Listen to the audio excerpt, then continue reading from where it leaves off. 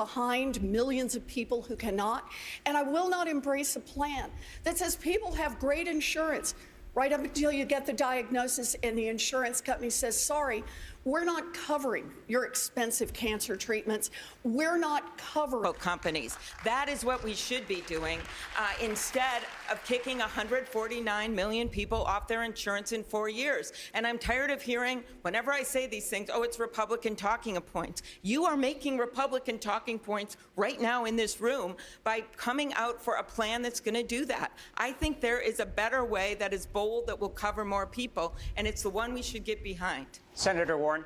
You know, I didn't spend most of my time in Washington. I spent most of my time studying one basic question, and that is why hardworking people go broke. And one of the principal reasons for that is the cost of health care. And back when I was studying it, 2 out of every 3 families that ended up in bankruptcy after a serious medical problem had health insurance. The problem we've got right now is the overall cost of health care. And look, you can try to spin this any way you want. I've spent my entire life on working on how America's middle class has been hollowed out and how we fight back. I've put out nearly 50 plans on how we can fight back and how we can rebuild an America that works. And a part of that is we've got to stop Americans from going bankrupt over health care Senator Klobuchar, do you want to respond? Yes, I do. And I appreciate Elizabeth's work. But again, the difference between a plan and a pipe dream is something that you can actually get done.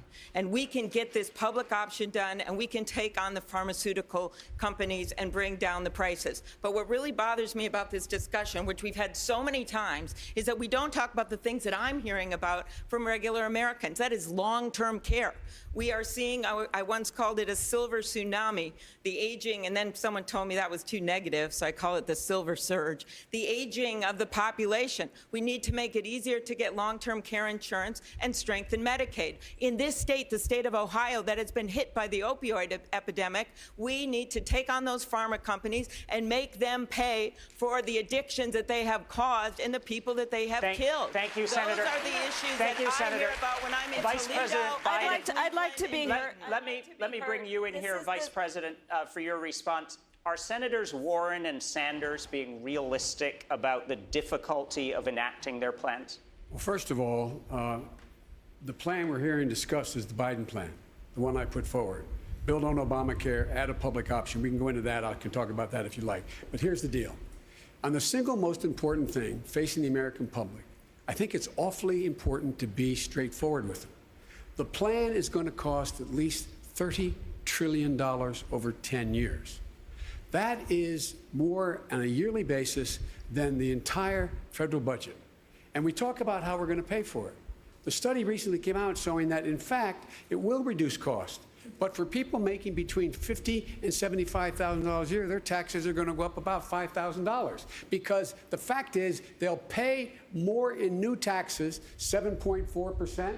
plus or 5% plus a 4% income tax. If a fireman and a school teacher are making $100,000 a year, their taxes are going to go up about 10 grand. That is more than they will possibly save on this health care plan. We have a plan put forward that will work.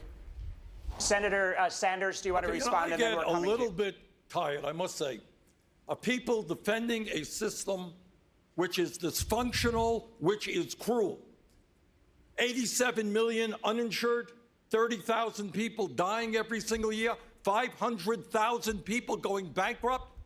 For what reason? They came down with cancer. I will tell you what the issue is here. The issue is whether the Democratic Party has the guts to stand up to the healthcare industry, which made $100 billion in profit, whether we have the guts to stand up to the corrupt, price-fixing pharmaceutical industry, which is charging us the highest prices in the world for prescription drugs. And if we don't have the guts to do that, if all we can do is take their money, we should be ashamed of ourselves. Thank you, Senator. Senator Harris, your response? This is the 6th debate we have had in this presidential cycle, and not nearly one word with all of these discussions about health care on women's access to reproductive health care, which is under full-on attack in America today. And it's outrageous. There are states that have